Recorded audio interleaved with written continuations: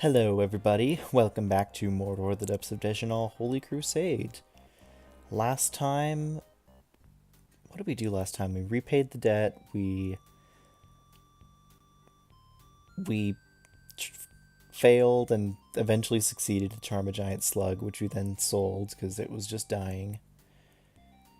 Yeah, it was really eventful. We found a ring. No, that was even the episode before. Maybe that was several episodes before, I don't know. Anyway, since then I've been doing a little more training in Mage, got up to 86.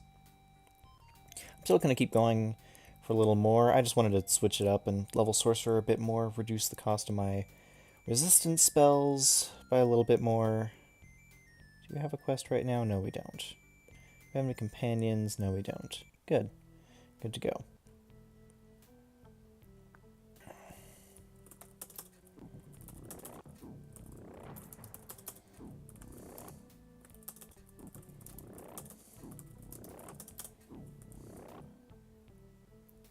There we go.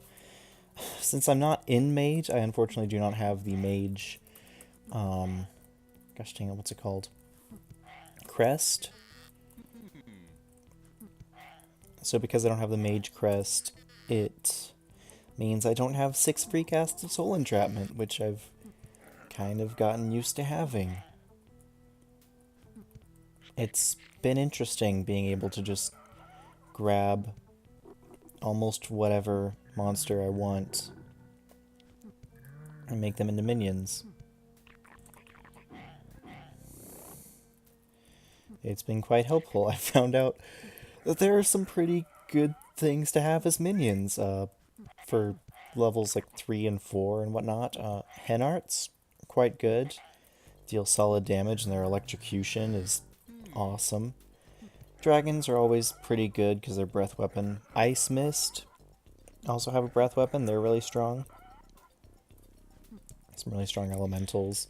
Giants are decent. They're alright. A lot of groups of thieves are actually... They're not great companions, but they're easier for me to deal with via charm than they are to actually kill them. So things like Shrouler Thieves or Cut Purses. Yeah, just it makes my life a little bit easier that way when I'm just able to charm them and defeat them all versus having to kill them all one by one. And I'm a little bit touchy since I lost a stack of way too much Dust of Healing to have been a single stack. Yeah, not salty about that at all. Anyway, what are some other good minions? Because there have been a few. Sorcerers. Floor 5. The room with the stairs down to 6 by the Medusa. That room I found spawns sorcerers pretty often, and sorcerers are a pretty good source of experience, actually.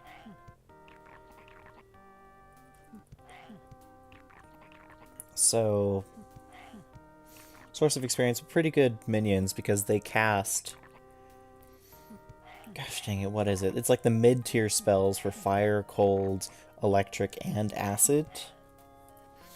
So overall, they're pretty decent. The only problem is that they die pretty quickly, and they're almost worthless in anti-magic areas. But hey, that's what you get with a mage companion.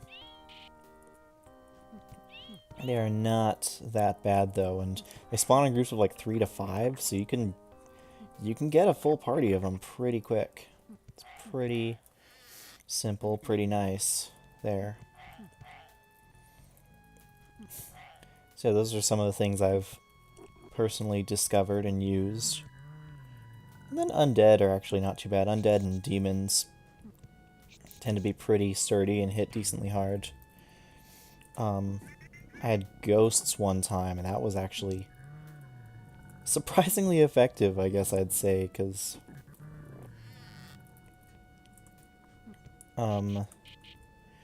yeah, they just stayed alive, and not only did they stay alive, but they actually did decent damage, which surprised me.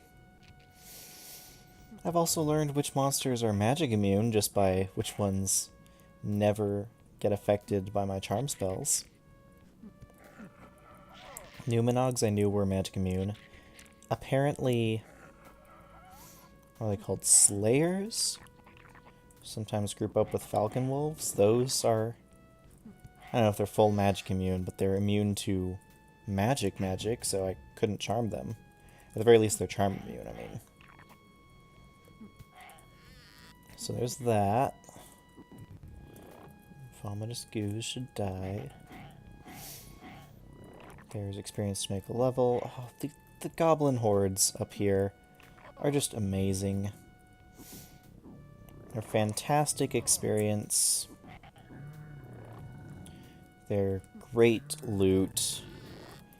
Floor 3 is just a real gold mine, and I'm sad that it's my floor 4 that has the fast respawn glitch affecting it, as opposed to floor 3, because I could really use just those goblin rooms, honestly. Like, the rest of floor 3 I don't care about, but those goblin rooms are amazing. Such good experience. That's why I always go down the slave corridor in floor 2, because that's just good experience as well.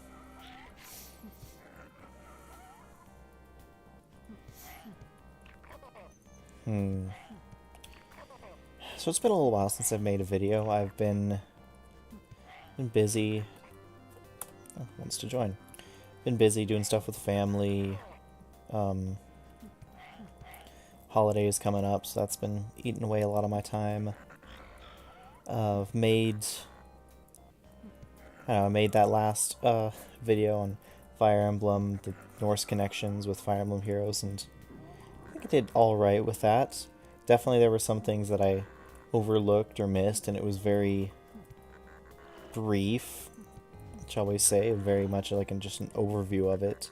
Didn't really go into super much detail, but I think it was alright. I enjoyed making it. Ever since then, I've been spending too much time on the Fire Emblem Reddit, and my goodness, that Reddit.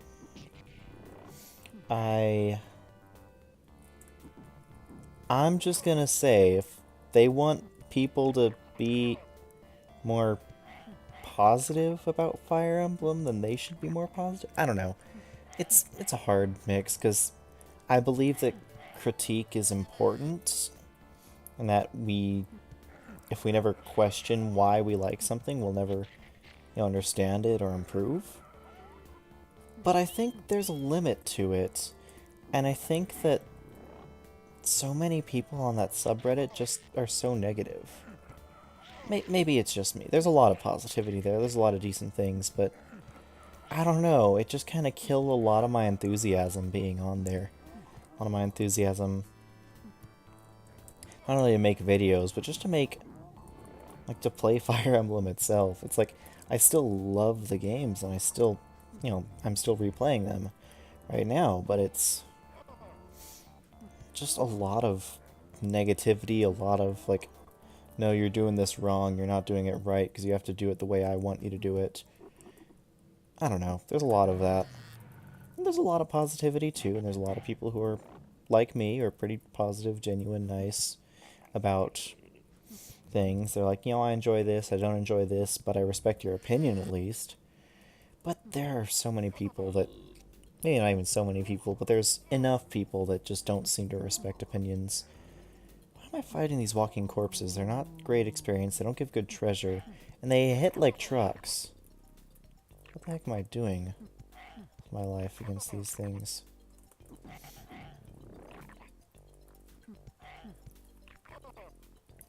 Yeah, so that's been just something that's been bothering me, I guess you could say. Something that's been killing my enthusiasm that I just need to, sit down and get back on the horse. Oh, I'm pinned already.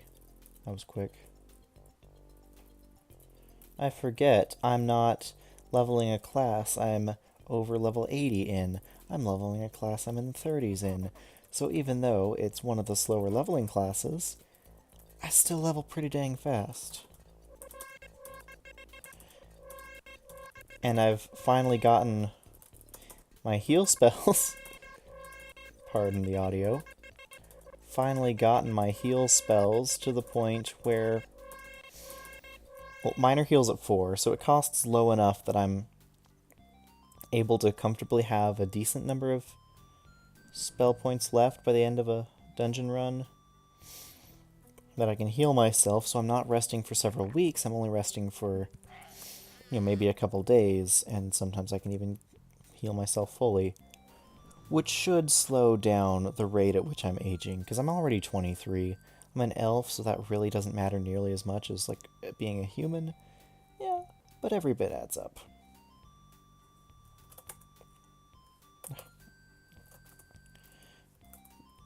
Forgot I need to toggle my numlock every time. Okay, so I've gotten 2 bracers from the one Goblin Lord and a decent amount of other things. Don't have any living companions, that's fine. Didn't get another quest that time. Let's go back down.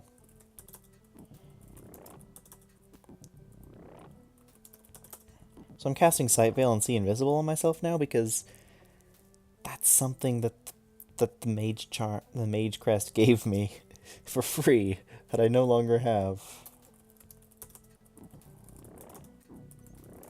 And since I've set up my other items to give me other resistances like fire and more strength instead of giving me See Invisible, I have to compensate by casting the spell. But really, that spell is only like 1 or 2 spell points, so it really doesn't matter that much. Let's see. Oh, even with casting that, my spell points are now 220 after full casting instead of like 214. So already my resistances are going down just a little bit. It's gonna take a little while for them to really drop. Can I just say I'm sick of fighting gnolls and elves? It's like half the rooms, half the monster groups that I fight are gnolls and elves. Half the monster groups I fight are Rasharts and soldiers. Maybe not half, but a lot gnolls and elves. Then a lot of Rasharts and soldiers. Then a lot of wraiths and warrior spirits combined. If I go down to 5, then I face... Actually, not even going down to 5. Cut purses and Grudlin rogues or scavengers. Cut purses everywhere. If I go down to 5, then it's Shralar thieves everywhere. Or elementals, which I'm not necessarily too upset about. Yeah, right there. This room is a humanoid spawner. With Shralar thieves and cut purses and...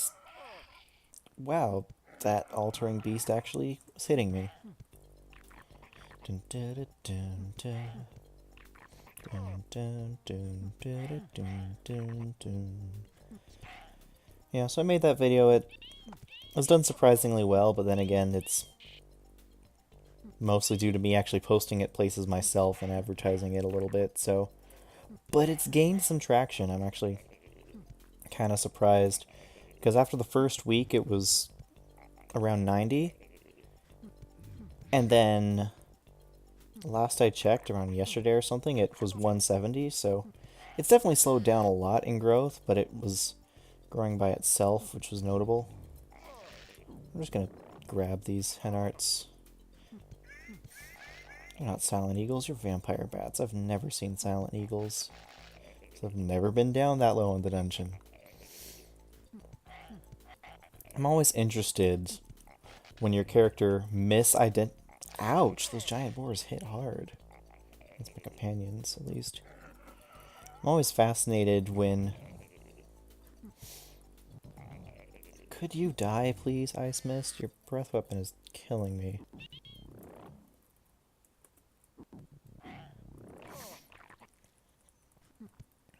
I'm always fascinated when your character misidentifies something as a monster that's way deeper. Because then it's like, well, I've never heard of that before. What is it? Oh, and doing research for my probably upcoming soon tips and tricks floor 5 video, I discovered that this teleporter that I just took, that I was so afraid of, the one in the Twisted Elves room, is a set spawn point and just takes you right here. And an interesting connection.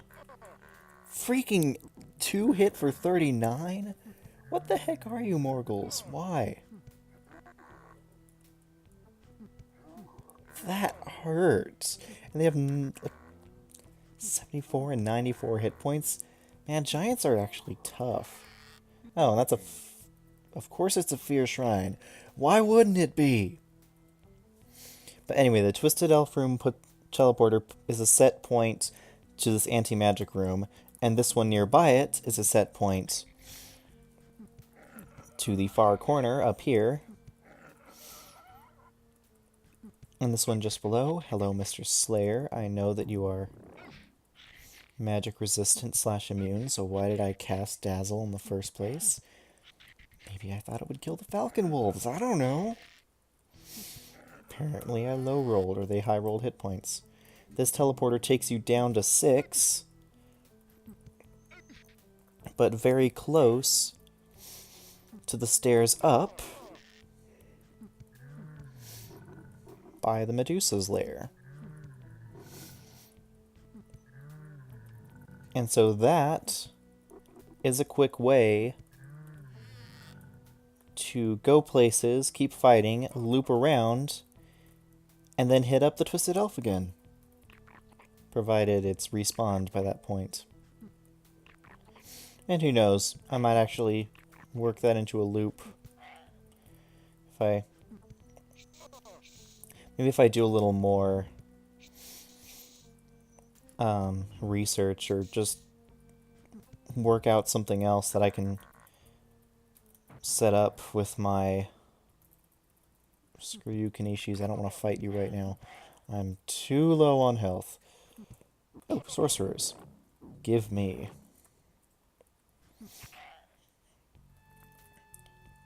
Yeah, I might work that into a loop with my stronger party, because my normal loop from 5 to 4 to 5 is alright, but fairly slow in leveling them now. It's slowed down quite a bit, so I could really go for something that was a little stronger. Can I just say the dwarves are another group of enemies that I'm tired of facing? Because...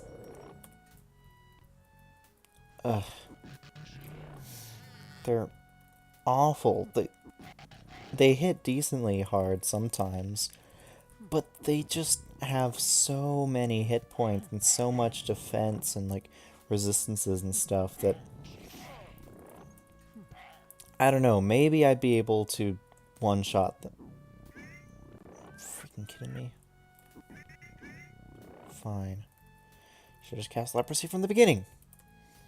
Oh, one Gishi offers to join me in killing its brother. Awesome.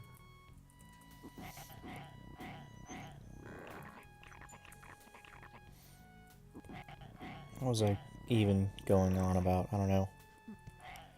Yeah, my loop through... It was Flame Dragon down to Twisted Elf, up to Flame Dragon, down to Twisted Elf, is a loop that I did because, like I said in an earlier video, for some reason my floors 4 and lower are spawning, like, incredibly fast, like a 10th of their usual spawn rate, which is really good for these loops. Not so good for when a character is brand new to the area and doesn't want to instantly die.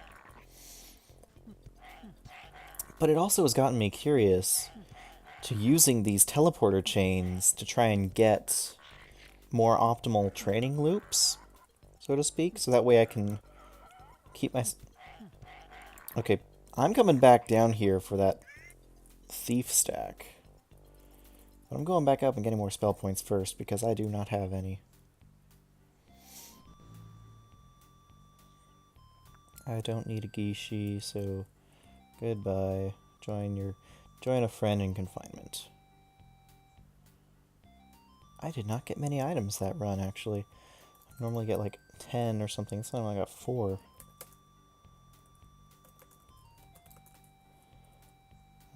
Not identifying the items because I don't really care about them. Plus, I think it net loss of gold if I identify everything versus if I just sell everything. It varies. I'm sure there are some items where it's more efficient to identify and some where it's more efficient to sell in certain circumstances based on store stock. But I am not invested enough in that, nor do I care about saving like a couple thousand gold here and there. I'm sure it adds up, but I don't really care. Sight Veil. You can tell I'm totally not in the habit of casting Sight Veil See Invisible because I forgot what letters I was supposed to type in.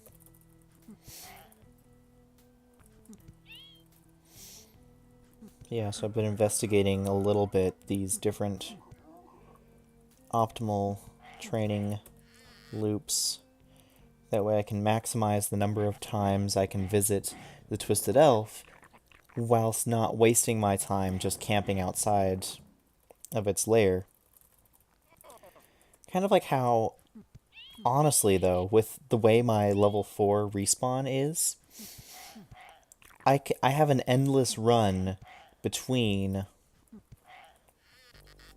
the Flame Dragon and the Dwarven Lord, where if I wanted to, I could just keep running back and forth, and by the time I got back to one, things would be respawning. That's how quick it is. It's like a 2-minute spawn.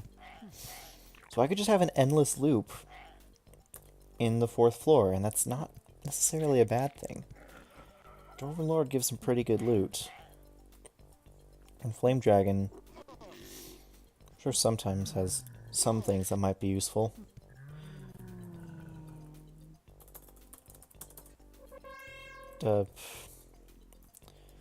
Resist Drain. Amulet. Okay.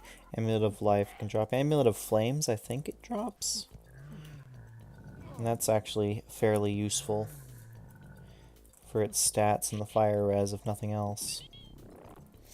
Because Twisted Bracers give fire res, but other bracers give plus to strength, and generally I want the plus to strength more than the 2 charisma that they give.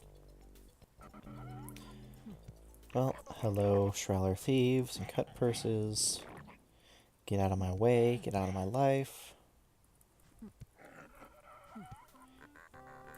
Kanishi.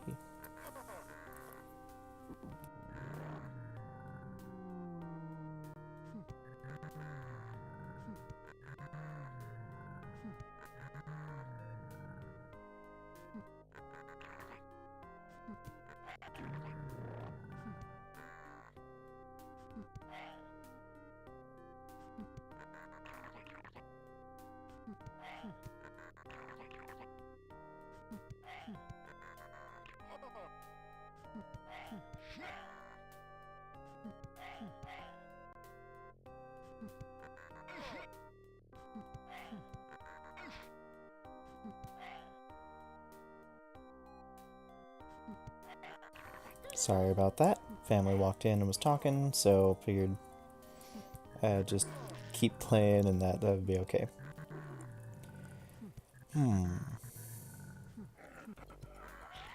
I've completely lost my train of thought.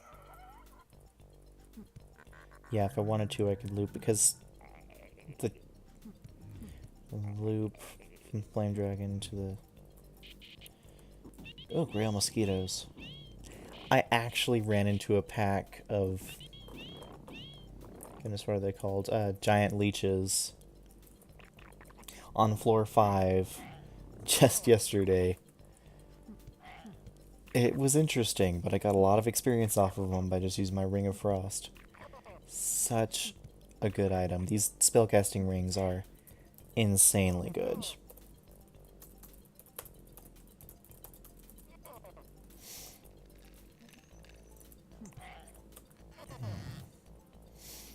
Jun arts? No, those are hen arts. Curse you, game. You got me interested enough to cast soul entrapment. But I'd already hurt them. How dare you. Dragons are insanely dangerous when you have companions, as I've learned out as well, because their breath weapon deals equal damage to you and all your companions. It's insane. It hurts so much. Plus, the breath weapon attack is calculated before the monster attacks or your companion attacks. So it just kills them, even if they could have returned killed it. So dumb. I hate it. Dragons, why do you have this ability? Well, not just dragons, anything with a breath weapon or an acid spit weapon. It's pretty dang frustrating.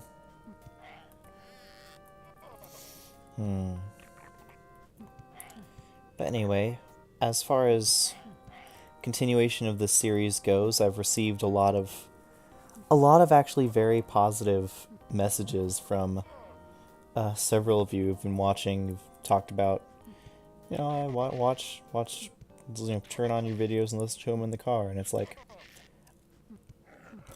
first of all, these giant boars are killing me while I'm distracted talking. Did you just see that?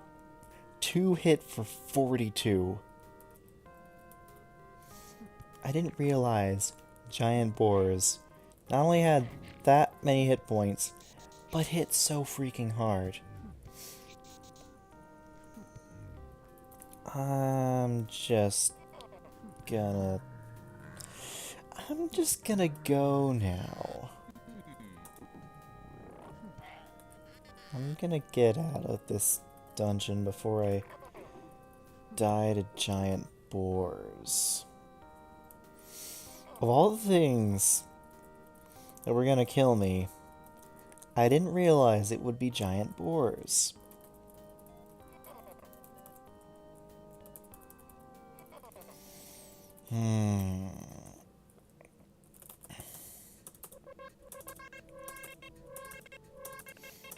They make decent companions, they actually, because they hit hard and have high hit points.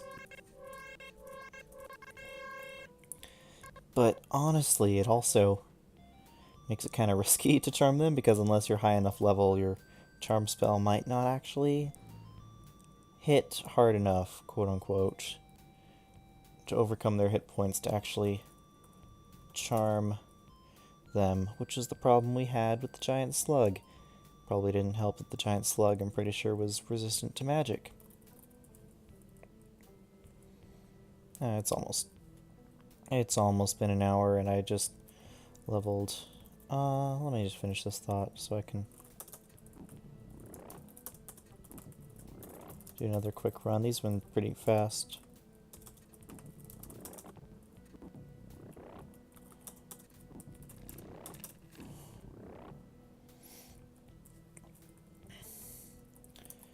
Anyway, what my thought was, I was just gonna say that I've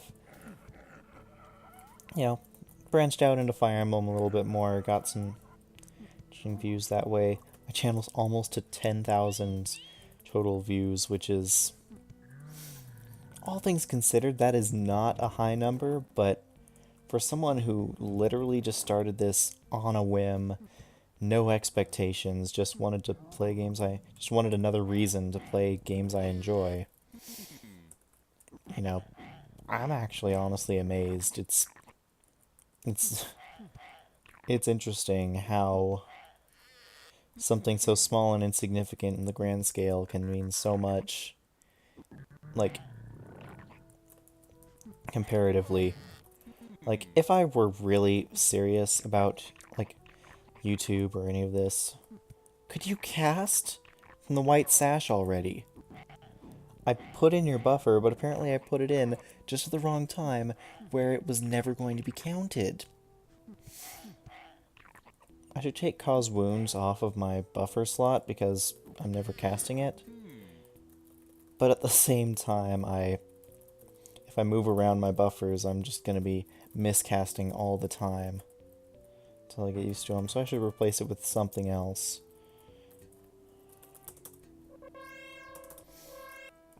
That should be good enough. But yeah, thank you so much for watching, because it's meant a lot to me to see that I'm approaching 10,000 views, and it's like, well, never expected this to happen, because I never thought I'd actually get serious about YouTube at all, and I've only gotten a little bit more serious, but let's be honest, you've seen my channel, how serious can I be? Whatever. But yeah, so don't worry, Mordor is not going anywhere. It might take me a couple weeks to upload videos sometimes, but that's because life is crazy. Mordor's not going anywhere. No idea what I'm gonna do next, if I do any more Fire Emblem stuff. Who knows? Honestly, I do videos as inspiration hits me, but because I have no plans on making this my job or anything, I have no plans on the long-term success of it, I don't care enough to invest myself to it, really. I do what I feel will be fun and enjoyable, and what I hope is at least entertaining to someone. Because if I've even at least made one person have a better day or something, then that's actually more important to me. Because I've actually felt worse about my videos that have gotten a lot of views recently, but that I felt people didn't like, than I did about videos that only get like a dozen views. But when I get a response of people being like, hey, loved it, I love this game, gosh dang it, why won't it work on newer Windows devices, blah blah blah. For some reason, I'm weird like that, and the anecdotal stories of one person mean a lot more to me than the numerical data of 100 views. Anyway, though, thanks so much for watching. Hope you've enjoyed my rant / ramble. I guess it wasn't a rant this time. Not too much ranting. Oh, something I forgot to bring up. I decided to throw on a background image, so yeah, enjoy that. Let me know if you like it, or if you'd rather it just be the black screen again. I don't know. Yeah, till next time, this is Mithril Zenith signing out. Have a great day, everyone.